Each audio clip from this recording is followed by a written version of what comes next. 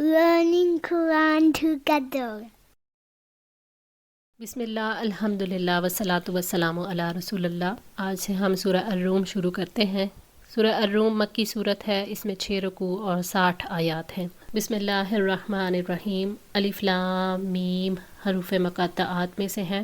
غلبت الروم، مغلوب ہو گئے رومی، یعنی رومی فارسیوں سے مغلوب ہو گئے۔ اس زمانے میں ایران اور روم دنیا کی سب سے بڑی سلطنتیں تھیں۔ ان دونوں کے درمیان اکثر جنگیں ہوتی رہتی تھیں، جیسا کہ ہم پلا سلطنتوں کے درمیان اس قسم کی لڑائیاں ہوتی رہتی ہیں۔ ایرانی جو تھے وہ مشرک تھے اور آگ کی پوجا کرتے تھے۔ رومی اہل کتاب تھے اور اپنے آپ کو تورات اور انجیل کی طرف منسوب کرتے تھے۔ اہل فارس کی نسبت رومی مسلمانوں کے زیادہ قریب تھے، اس لیے مسلمان چاہتے تھے کہ رومی ایرانیوں پر فتح حاصل کریں۔ چونکہ مشرکین مکہ اور اہل فارس شرک میں مشترک تھے، اس لیے مشرکین مکہ رومیوں پر اہل فارس کی فتح چاہتے تھے۔ یہ آیت نبوت کے دلائل میں سے ہے، کیونکہ یہ غیب کی خبریں ہیں۔ نبی صلی اللہ علیہ وآلہ وسلم کی بعثت کے چند سال بعد جب اہل فارس رومیوں پر غالب آ گئے، تب یہ آیات نازل ہوئیں۔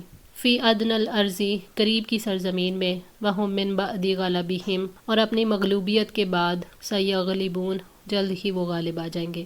یعنی شام کی سرزمین جو کہ فارس کے مقابلے میں قریب تھی، یعنی فارس کے روم پر غلبے کے بعد جلد ہی روم فارس پر غالب آ جائے گا۔ ایرانیوں کو رومیوں کے خلاف جنگی کامیابیاں حاصل ہوئیں، لیکن انہیں مکمل فتح حاصل نہ ہوئی، بلکہ ایران سے ملحق بعض رومی علاقے ایرانیوں کے قبضے میں آ گئے۔ اس پر مشرکین مکہ نے خوشیاں منائیں اور مسلمان اس فتح پر بہت رنجیدہ ہوئے، تو اللہ تعالیٰ نے مسلمانوں کو آگاہ کیا، بلکہ ان کے ساتھ وعدہ کیا کہ عنقریب رومی اہل فارس پر فتح حاصل کر لیں گے۔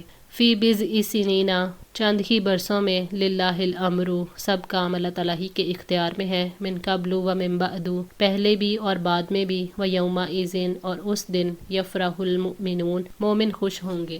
چند برسوں میں یعنی 8-9 سال کی مدت میں، جو 3 سال سے کم اور 10 سال سے زیادہ نہیں ہوگی، روم پر فارس کا غلبہ اور فارس یعنی ایران پر روم کا غلبہ اللہ تعالیٰ کی مشیت اور اس کی قضاء و قدر پر مبنی ہے۔ فتح اور غلبہ کا تعلق محض اسباب پر نہیں ہوتا، اس کے لیے اللہ تعالیٰ کی قضاء و قدر کا فیصلہ بنیادی چیز ہے۔ یعنی کوئی کام اللہ تعالیٰ کی تقدیر میں لکھا ہوا ہے تو اسباب اس کے مطابق وجود میں آ جاتے ہیں۔ اختیار اللہ تعالیٰ کا ہے، پہلے بھی اور بعد میں بھی۔ جس دن روم کو ایران پر غلبہ حاصل ہوگا اور وہ ان کے خلاف فتح حاصل کریں گے، اس دن مسلمان رومیوں کی فتح پر خوش ہو رہے ہوں گے، اس دن مسلمانوں کو بھی خوشی نصیب ہوگی۔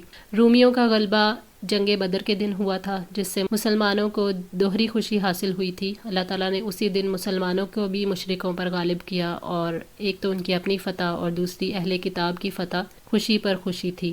سورہ الروم کی ان ابتدائی آیات میں ایسی پیشن گوئیاں کی گئی ہیں جو اسلام اور پیغمبر اسلام کی رسالت کی حقانیت پر زبردست دلیل ہیں۔ ان میں پہلی پیشن گوئی یہ ہے کہ اگر آج روم شکست کھا گیا تو چند ہی سالوں میں روم پھر سے ایران پر غالب آ جائے گا، اور دوسری پیشن گوئی یہ تھی کہ اگر آج مسلمان مشرکین مکہ کے ہاتھوں مظلوم ہیں تو ان کو بھی اسی دن مشرکین مکہ پر غلبہ حاصل ہوگا جس دن روم ایران پر غالب آئے گا۔ اور قرآن نے یہ دونوں پیشن گوئیاں ایسے وقت میں کیں جب ان دونوں کے پورا ہونے کے دور دور تک کوئی آثار نظر نہیں آ رہے تھے۔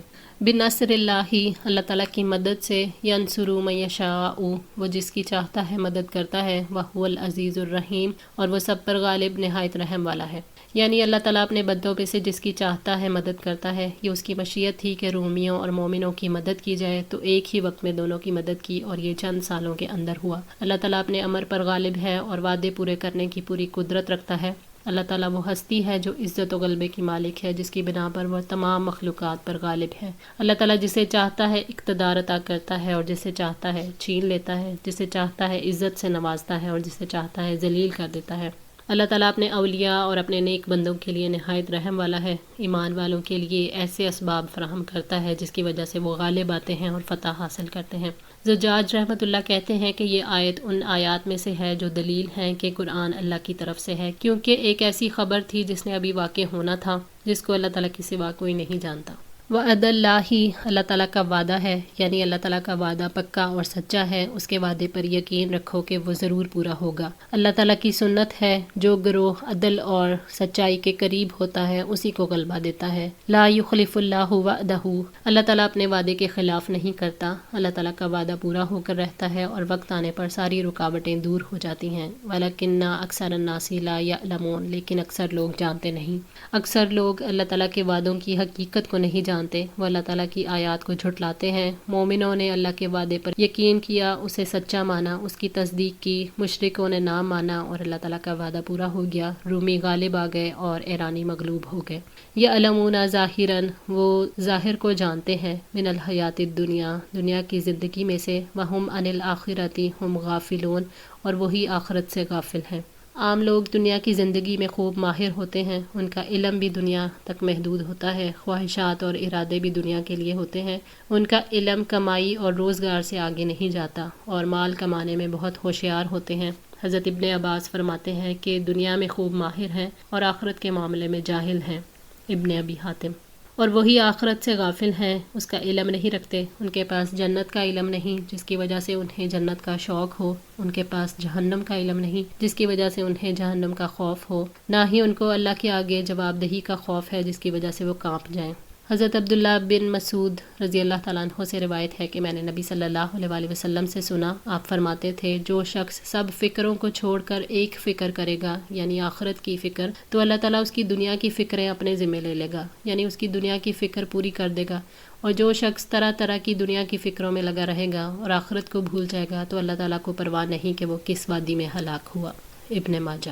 اولم یتفکروا فی انفسہم، اور کیا انہوں نے اپنے آپ میں غور و فکر نہیں کیا، ما خلق اللہ، نہیں پیدا کیا اللہ نے، السماوات والارض وما بینہما، آسمانوں کو اور زمین کو اور ان کے درمیان کو، الا بالحق، مگر حق کے ساتھ، واجل مسمی، اور وقت مقرر کے، وان کثیرا من الناس، اور یقیناً بہت سے لوگ ہیں، بلقاء ربہم لکافرون، اپنے رب کی ملاقات کا یقیناً انکار کرنے والے ہیں۔ یعنی کیا انہوں نے اپنی ذات پر غور و فکر نہیں کیا، جس ذات نے انہیں نطفے سے علقہ اور گوشت کی بے شکل بوٹی کے مراحل سے گزار کر پورا انسان بنا دیا، پھر اس میں اپنی روح پھونکی، پھر بچپن سے جوانی تک مختلف مراحل سے گزارا، پھر بڑھاپے تک لے گیا۔ کیا وہ جو عدم سے وجود میں لا کر زندگی کے بعد موت کے مرحلے تک لے جانے والا ہے، وہ دوبارہ زندگی عطا کرنے والا نہیں؟ انسان کو کیا ایسے ہی بیکار پیدا کر دیتا ہے؟ کیا اس کی زندگی کا کوئی مقصد نہیں؟ اللہ تعالیٰ نے حق کے ساتھ ہر چیز کو بنایا ہے اور حق ہی کے لیے بنایا ہے۔ حق سے مراد عدل اور حکمت ہے۔ فرا رحمۃ اللہ نے کہا کہ اللہ تعالیٰ نے انسان کو ثواب اور عذاب کے لیے پیدا کیا، اور یقیناً بہت سے لوگ ایسے ہیں جو زندگی بعد الموت کا انکار کرنے والے ہیں، اور یہ فکر کا نقص اور عقل کی کمی کی دلیل ہے۔ عقل مند وہ ہے جو مستقبل کی فکر کرتا ہے اور موت کے بعد کے لیے عمل کرتا ہے اور دنیا کی زندگی پر غرور نہیں کرتا۔ اللہ تعالیٰ کی تخلیق سے ہمیں یہ پتہ چلتا ہے کہ انہیں بے مقصد نہیں پیدا کیا گیا۔ اس نظام کا مقصد نیکوں کو ان کی جزا دینا اور بروں کو ان کی سزا تک پہنچانا ہے۔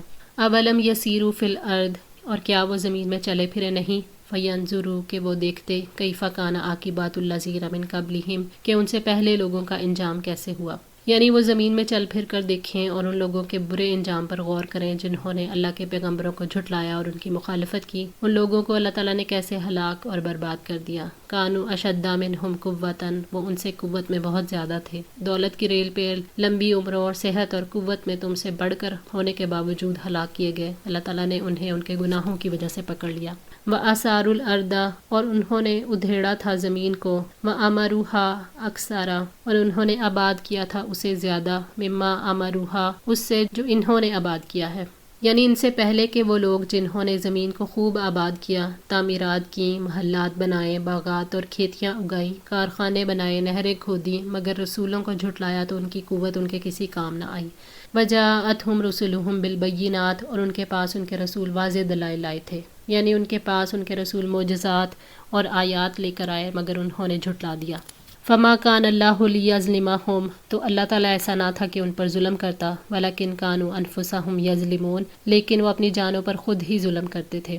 اللہ تعالیٰ نے ان پر جو عذاب بھیجا وہ اس کا ظلم نہیں تھا، انہوں نے اپنی ہلاکت کے اسباب پیدا کر کے خود اپنے اوپر ظلم کیا۔ وہ اللہ تعالیٰ کی آیات، اس کے رسولوں اور آخرت کی ملاقات کو جھٹلاتے تھے، رسولوں کا مذاق اڑاتے تھے، انہی کاموں نے انہیں عذاب میں مبتلا کروا دیا۔ اللہ تعالیٰ کا عذاب اللہ تعالیٰ کے ارادے سے واقع ہوا تھا، لیکن یہ لوگوں کا اپنی جانوں پر ظلم تھا، کیونکہ اللہ تعالیٰ نے اس سے پہلے رسولوں کو روشن نشانیاں دے کر بھیجا تاکہ وہ انسانوں کو برے انجام سے خبردار کر سکے۔ اب جب انسانوں نے رسولوں سے پیغام سن لیا پھر بھی اپنی مرضی کی تو یہی ان کا ظلم تھا۔ ثم کان عاقبۃ الذین، پھر ہوا انجام ان کا جنہوں نے اساءوا السوء، برائی کی بہت بری، ان کذبوا بآیات اللہ، کہ انہوں نے اللہ تعالیٰ کی آیات کو جھٹلایا، وکانوا بہا یستہزئون، اور وہ ان کا مذاق اڑاتے تھے۔ یعنی جن لوگوں نے شرک اور نافرمانی کے کام کیے، رسولوں کو جھٹلایا، آخرت کی ملاقات کا انکار کیا، ان کا ہی انجام بہت برا ہوا۔ ان کے برے انجام کا سبب یہ تھا کہ انہوں نے اللہ تعالیٰ کی آیات کو جھٹلایا تھا اور وہ ان کا اور رسولوں کا مذاق اڑایا کرتے تھے۔ آج کے لیے اتنا ہی۔ دعا ہے اللہ تعالیٰ ہماری اس کوشش کو قبول فرمائے، ہماری غلطیوں کوتاہیوں کو معاف فرما کر ہماری اصلاح فرمائے۔ جزاکم اللہ خیر، والسلام علیکم ورحمۃ اللہ وبرکاتہ۔